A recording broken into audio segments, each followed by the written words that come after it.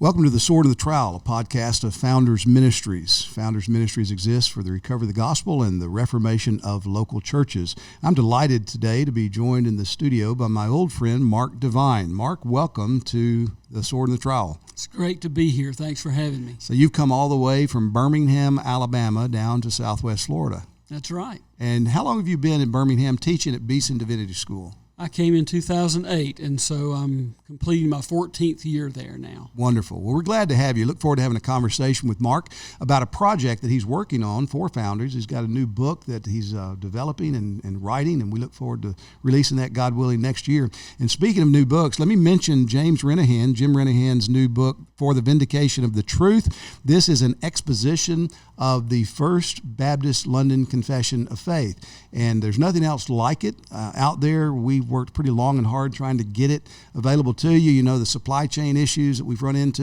and the paper shortages and all of that. But this book is now shipping. And if you don't have a copy of it, let me encourage you to get a copy. The reviews that we're getting back already, the book's only been out a week or so at the time we're recording this. People are wonderfully encouraged by it. Jim's working on a second project for us as well that will be an exposition of the Second London Baptist Confession of Faith. So if you think of it, pray for him, pray for us as we look forward to getting that out, hopefully in early 2023. Speaking of 2023, we have the National Founders Conference scheduled here in January 2023. It'll be on the doctrine of man. What is man? I don't know of anything that's more current and relevant for us to think about as Christians right now than what does it mean to be human in this culturally difficult time when all of that's being reimagined and redefined.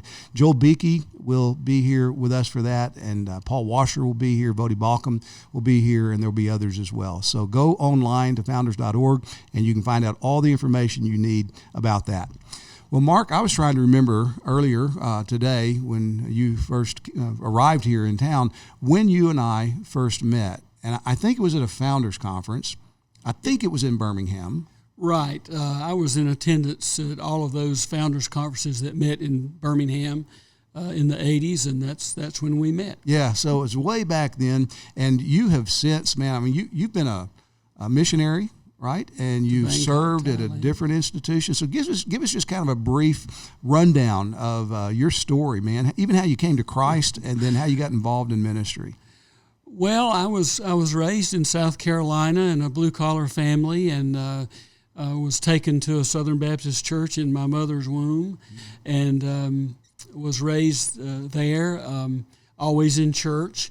But as a teenager, I fell into drug use, and that led down a very, very bad path. I became an intravenous drug user. I dropped out of church, and I lost my mother when I was 16 and a half, back when I had halves, and she was just 36 years old, and that precipitated a crisis in my life and in my family's life, and had kind of a Damascus Road turnaround, and ended up back in church, and eventually pursued a degree in electrical engineering, and that I eventually realized was an attempt not to go into the ministry that failed, because God thinks he's God and he just has to have his way on everything. And so when I graduated from Clemson in engineering, I ended up heading to Southern Seminary and expected to be a foreign missionary. That happened years down the road, but I ended up pastoring churches and eventually being hired to teach theology and historical theology and church history at Midwestern Seminary. Later spent a tour in Bangkok, Thailand as a missionary with the International Mission Board, came back to Midwestern, taught several years before I came to Beeson. And in the meantime, I've kind of become a serial interim pastor. So if a church is without a pastor, you better watch out, because I'm out there. And some of those have morphed into bivocational pastorates, and I've been able to help some difficult churches with difficult times. Published a book, Replant, with Darren Patrick, one of my students, replanting a church in downtown Kansas City. And so I've been in academic life, but I've also always had one foot very firmly planted in local churches and trying to help churches in that very special time between pastors. Yeah. Well, that's a wonderful story of God's grace. Isn't it marvelous to look back and you just can see more clearly than you ever did when you're living through it, how God wove things together? Coming from a blue-collar background, I would never have thought I would be paid to talk, to make sentences. I was already doing that. Yeah. And so it's been a wonderful thing, and I'm very grateful to the Lord for calling me to this very special work. Yeah.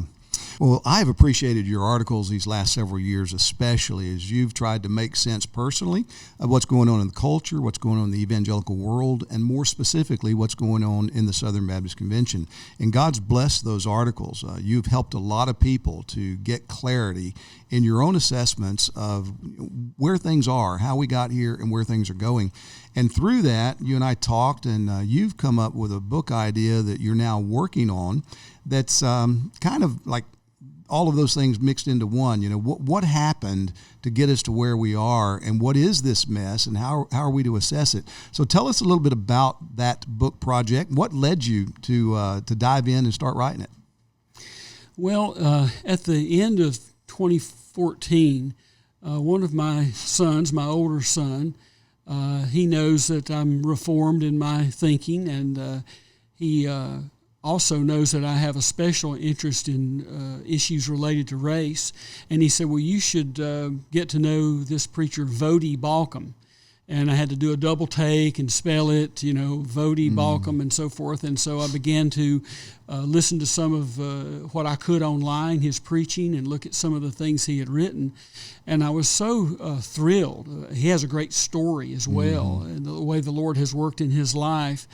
And I actually told Vodi that if I had sat down and just typed in what the Southern Baptist needs in terms of helping us through the cultural challenges that we're facing right now, and how to protect the gospel in the midst of it, I don't think I could have done any better than Vodi Balcom.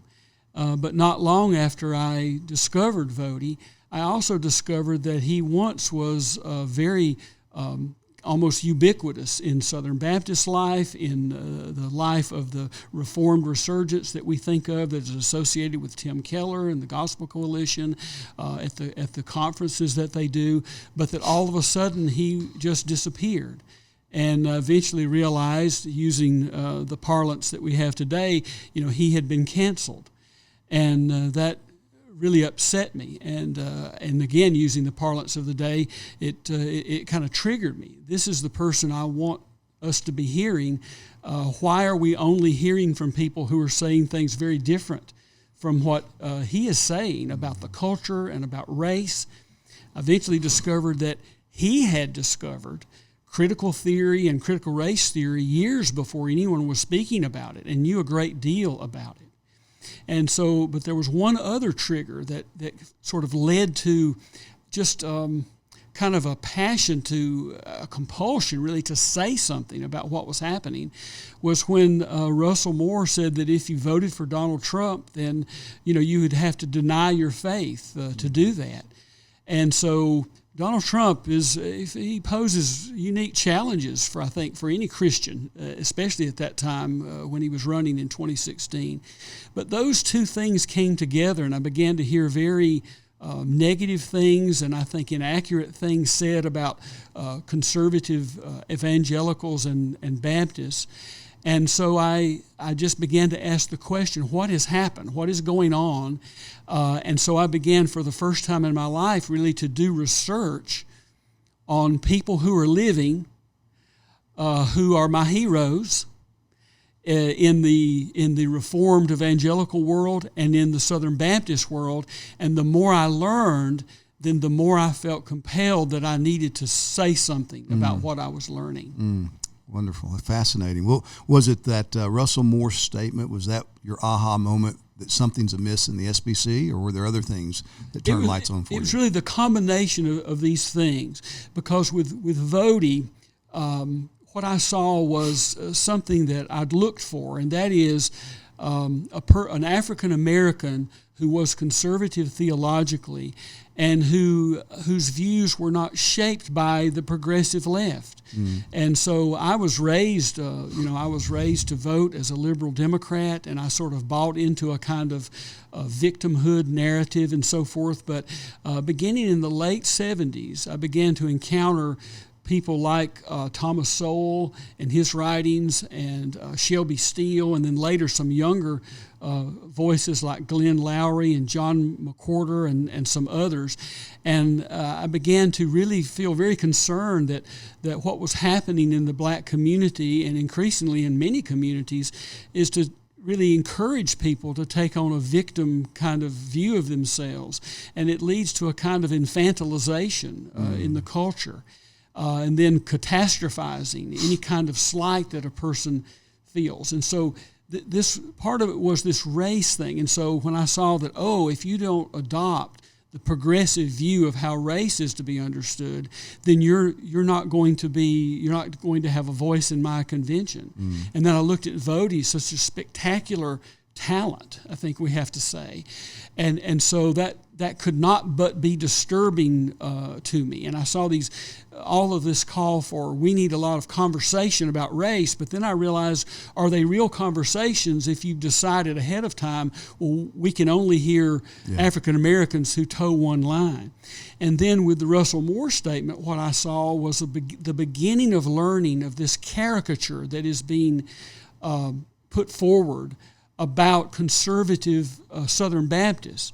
Now, I've been immersed with these conservative Southern Baptists. I am a deplorable, and so no one has to teach me about them. I'm in their churches. I'm an interim pastor. I'm supply preaching. I've been with these people. I know who they are. And this caricature of them as haters, caricature of them who've made no progress on race, this caricature of them who are attached to politics in an idolatrous way, it didn't ring true. And yet I'm being told that by those that the people they're talking about, they're paying their salaries, and then they're telling them what they are, and I'm looking at these people and saying, that's not what I see here. And so I saw this disconnect between our leadership and what I thought I could see right before my eyes.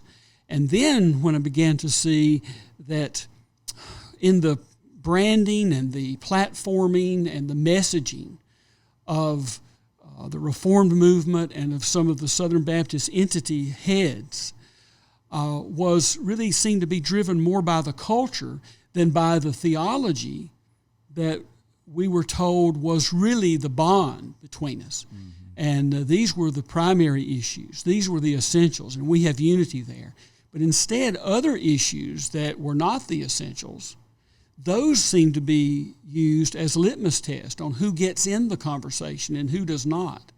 And the more I began to see this, the more disturbed I became because I could see it dividing us in ways that these same leaders said we shouldn't be divided. Mm-hmm. Yeah, it's a wonderful insight, and oftentimes it's lost in the smoke and mirrors of all the rhetoric that is foisted upon us.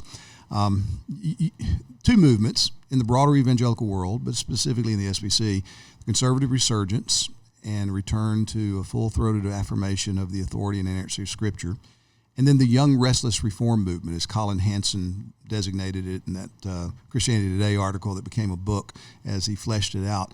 You have lived through both of those. In some ways, you might even say you benefited from both of those. How do you see your relationship to those movements, what it was maybe and what it is? One of the more disturbing components of my trajectory here is that I became reformed in my thinking before the young, restless, and reform movement arose. But when it did, I couldn't have been happier about it. I see myself as one of the early cheerleaders for the movement. I wrote in defense of the movement against critics who I believe now put their finger mm-hmm. on problems long before I saw them, and I didn't want to see them. Surely one of the most significant aspects of the Southern Baptist Convention, the Southern Baptist movement, to account for its success is its passion for evangelism and missions and church planting. And what I saw were people who shared my theology and had this passion not just for church planting, but for church planting in very hard places. I was a missionary in Thailand, and Thailand is known as one of the most resistant places on earth to the gospel. And this might not be known by people, but Buddhism generally is very, very resistant. But Chinese Buddhism is not as resistant. And if you go into a Chinese restaurant and you see the Buddha's fat and happy. Well, those are liberal Buddhists. If you go to Southeast Asia, the Buddhas are sleek and they're in repose. And those are the really strong Buddhists. That's what they have in Thailand. And so they're very resistant to Christianity. And so are cities. Cities are uniquely resistant to the gospel. And we know that revivals can happen there. There was a great revival in New York City, but they're very resistant. And I was so proud and admiring of these leaders, Tim Keller, Darren Patrick in St. Louis, and all across the board. And so I really jumped in, feet first, and even worked with Darren Patrick, who was the longtime vice president of Acts 29 and pastor of the megachurch The Journey in St. Louis, my former student, and we replanted a church in Midtown Kansas City. And so I embraced the movement. I loved the movement and defended it against critics. And so it was been very, very personally disappointment, and I feel like I'm a person who's kind of at first in malaise about it. How could something go so wrong that I believed was so right? Mm-hmm. And when others tried to warn me about it, I said, no, you're misunderstanding, and would go down the checklist of why things are all right, things are fine.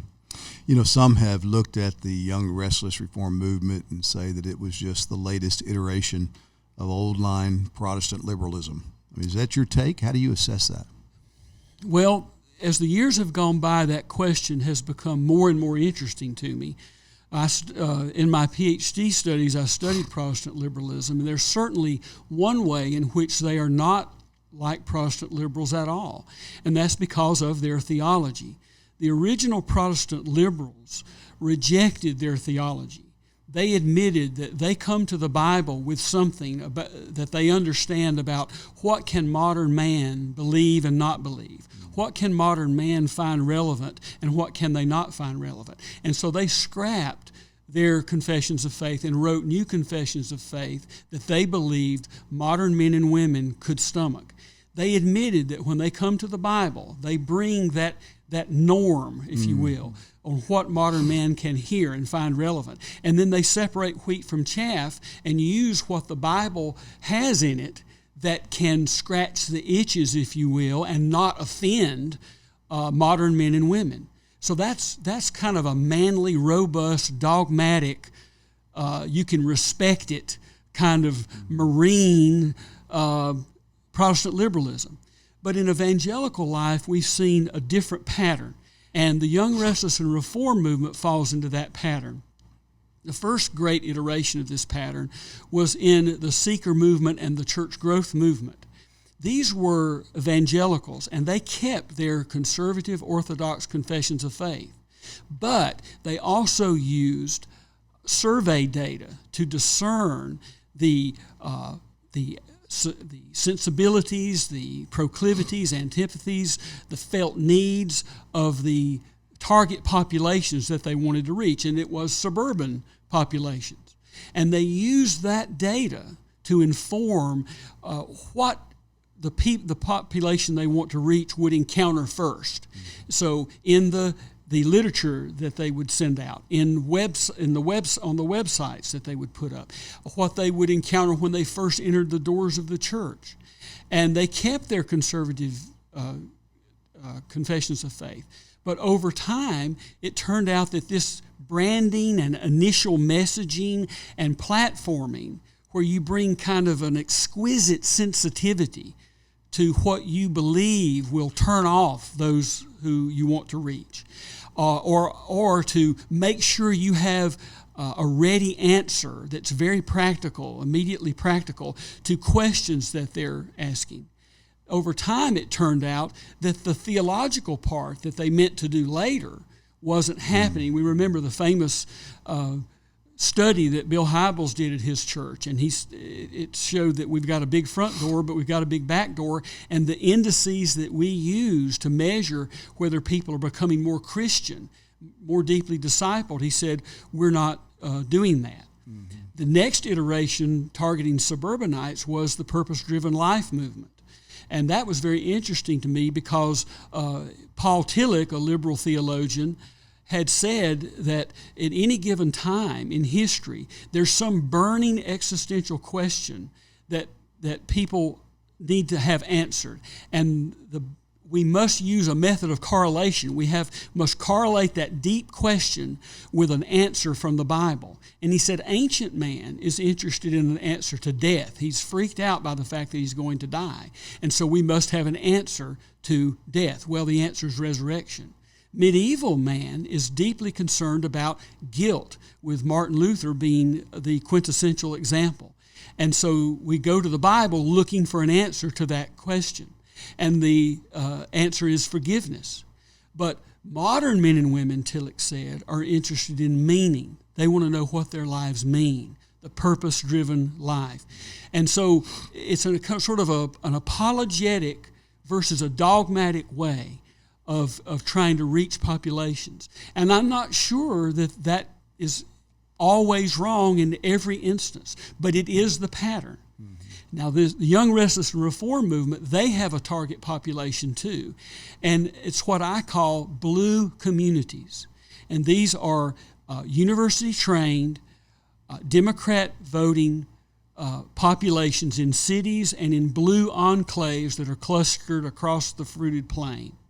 And so they are very interested in reaching them with the gospel. And so what we're seeing now is that their branding and their platforming and their messaging is geared towards not offending that population. And so conservatives who vote Republican for whatever reason, I've done some studying, they're really, conservatives, Christians who vote Republican, they're really not single-issue voters. Those on the other side want that to be true because then they can contrast it to the supposedly more sophisticated multi-issue voting. But actually, when you survey conservative Christians, they have a whole array of issues, and abortion, is one of them. But so those populations are tarred as idolatrous, which I don't find to be the case. But the other side is not tarred as being idolatrous. On the question of abortion, the adjustments there they're always in one direction on these issues. And so, yes, pro-life, anti-abortion, but completely pro-life. And so that allows a person to continue to vote Democrat and say, well, we just care about people also after they're born. Mm-hmm. But I really haven't seen a move to run out and murder living adults. If that happens, I don't know how shocked I would be, but that is really not what is happening. But I see a pattern here in which that passion to reach people that attracted me to the movement has led to a bracketing, a marginalizing, a tail wagging the dog sort of situation with the branding and the platforming and the messaging. And what that led to was a cancel culture. We simply find that voices that will not cater to those blue communities on an array of issues that are then put in the category of gospel issues, those voices have to be shut out. And so the theology that was supposed to bond us, this deep, fully orbed Reformed theology that was supposed to be the basis of our staying together and then allow for diversity on non-essentials, thorny issues that it's hard to go to the Bible and just get an answer about politics or this or that, the environment, national borders and things like that. There we're going to have diversity. But it turned out that the success of the movement made it so difficult to allow these other voices. And so I don't get to hear Voddie Baucham's theology. No one's saying his theology is unorthodox, but I don't get to hear him anymore. He refused to embrace the racist reading of the Michael Brown situation, which has borne out that he's right about that. But we don't get to hear him. Carol Swain makes her way to Nashville and is thwarted from speaking to the convention. Wayne Grudem, whose systematic theology is one of the best-selling volumes in history, certainly over the last quarter century, writes a massive tome about Christians and politics that is loaded with hundreds of biblical references. And yet I'm listening to people, I have never heard of tell me how to think about politics, and yet he shares our theology, and he's not at the table. And so the more I learned, and the more I faced this cancel culture, the more I just couldn't approve of it and couldn't believe that most of those who pay the bills in the Southern Baptist Convention, 80+% who voted for Trump, would approve of that. Mm-hmm. And that at least they ought to, if we could, be made aware that this is the case. Yeah, what you've described is what I had clarified for me when I read David Wells' book, No Place for Truth, that it's not that we have rejected the theology, we've just taken theology from the center and we've moved it over to the edge. And that has helped me to understand some of the conversations I've had with evangelical leaders over the last 5 years or so, when I'd say, but how can you hire this person? How can you let this person teach on your faculty? And I get the answer, well, Tom, she signed the Baptist Faith and Message, or they've signed the Chicago Statement on Inerrancy. And it's like, okay, they've signed it, but look what they're advocating that is completely inconsistent with that. And it's like, no, you're not supposed to talk about that. We're living within the boundaries of these confessions that we all say we hold to, and these other things are incidental. But it's those incidental things that become then the norm by which the folks like you described are canceled. It's the gatekeeping. And when I look back on my enthusiasm for the movement, I'm still not able to totally let it go. I still am not willing to just chastise myself for not seeing it, because I look back and I think that I do want to go into the cities. But what I do think a takeaway might be that we already see it with the seeker movement, that formal and even sincere affirmation of a fully orbed doctrinal statement, albeit necessary, it is not sufficient to protect the clear message of the gospel, and it's not sufficient to keep that body of beliefs as the foundation for communal bonds and ministry partnership among people. Yeah. If you allow some other, term I learned from Karl Barth, an alien norm to come in. And the alien norm he was talking about were the sensibilities of modern man as discerned by those who were trying to salvage Christianity in the face of an Enlightenment critique that was undermining, the very authority of Scripture. And I think when you look at the Young, Restless, and Reform movement, it's particularly disturbing what has happened, because they said, and this is one of the many reasons that I embraced them so easily and so quickly.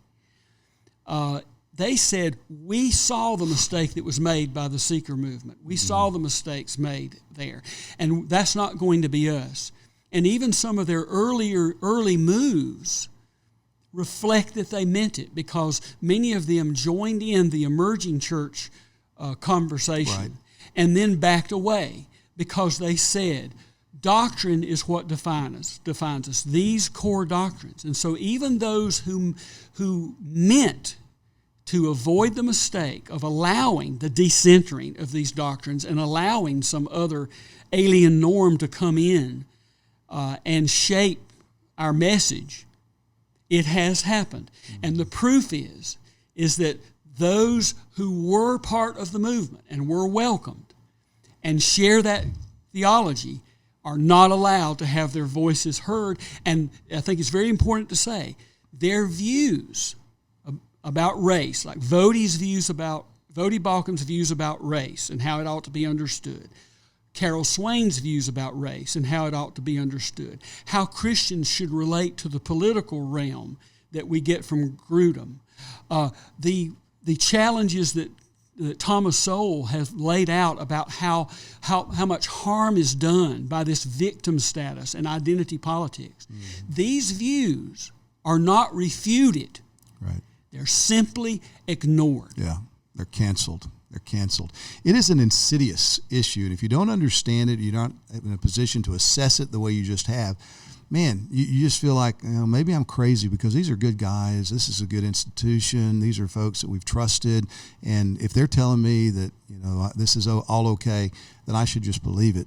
And I've said this before, but when I finally got clarity over this, was you described some of your heroes, is I just started putting a bag over everybody's face and just looking at what they said, what they wrote, and saying, this is crazy. This does not comport with what the Bible teaches us and the way we ought to go. And then you pull the bag up and you think, whoa, wait a minute, you? And for whatever reason, it's created what Vody's called in his book, fault lines. So we find ourselves on different sides of this issue. And I don't know a way to get together on this. I think we're going to have to acknowledge that we really are standing on different ground. And that's heartbreaking to me, but I don't see a way forward without repentance and forgiveness and recognizing, no, this is what the Word says, and this is what the Word requires of how we are to live together. So in light of that, I mean, what hope do you have? What do you want to see happen? What do you think? If you could write the script, and I know God's God, He raises people from the dead, but just practically speaking, from where you're sitting, what would you love to see happen in the evangelical world or the SBC in particular? Well, I don't think I have a great answer to that. My writing has been focused on trying to make sense of what has happened, mm-hmm. and try to help others understand it. Or if my ideas are not right, help me to understand it better as I go along. One of the regrets that I have is that we didn't get to see what it might be like if voices that are not from blue communities had not been canceled. Mm-hmm. Would it have been possible to continue to have Tabidi Anabwile and Vody talk about race? I don't know the answer to that. But what I do know is that the people with the levers in their hand decided Vody had to go. Yeah. What would it have been like if you had one person saying that conservatives who vote Republican are lapsing into idolatry, and then another person there, white, black, or whatever, saying it's not idolatry, and here are the 8 reasons why, and have to answer that. We didn't get a chance to see that. I don't know what it would have been like, mm-hmm. but we've ended up in a place in which it turns out that these issues really do matter a great deal to people on both sides. Right. And so the other side is trying to pretend like they either don't or they're gospel issues, and so therefore the theology that we said would be sufficient to bond us is not really bonding us, but they're not really saying that straight out. But I think what we certainly need to do, the part I want to play is to as I try to understand it myself, is to bring some others along with me to try to understand it and hopefully learn lessons so that going forward we can be more protective of the gospel than we have been so far. Yeah, I think that's a great way to put it. And one of the things that has happened that I think just underscores the legitimacy of your assessments you've given us today is what we've witnessed when Vody Balcom said that he had been asked to consider having his name put in as a nominee for the president of the SBC. I mean, that's all that he said about it. And the overwhelming vitriol that came against him from quarters that say we prize racial diversity, we need to step down from places of leadership where whites have occupied those seats and let those people of color occupy those seats. They just piled on him, which underscores the fact this is not really about race. This is about ideology. That's right. They don't want a black person. They want a black person who speaks and thinks the way that they think they ought to speak and think, yes. which is just a horrible form of bigotry. If I use my imagination, I think I could imagine a world in which America is a place where progressives just feel they can't share their views and they self-censor. And when they go to the university or the school, they just feel like they really can't say what they really mean. But I would have to use my imagination because that America doesn't exist. And so I've been teaching for over 30 years in higher education, and there are black conservatives out there, and they find me, and they bare their hearts to me, and they tell me, these are my views. And I don't share them with hardly anyone, black or white, because I'll be rejected as a sellout among the African American community, or as an Uncle Tom among the whites. And they're from all walks of life, and the sharper ones understand that white men at the top of these institutions are using the kind of black voices that will protect them in the environment we're in. Maybe not utterly, but they'll provide the best protection for them being charged with racism. And so, so much of this, I'm afraid, is about protectiveness, really from a kind of a business person's point of view, a protector of institutions and assets of white men, and the use of blacks. And of course, that's what Shelby Steele and Thomas Sowell have written of so eloquently. Right. That this is a battle among whites who are using blacks. And I can't think of a better way to move to a different future than to be led by Vodi Balcom into a new future. That would be different. Yeah, that would be very different. Well, Mark, thanks for this conversation, man. It's been wonderful. Look forward to seeing more of the development of this book project. I think the book is going to be so helpful.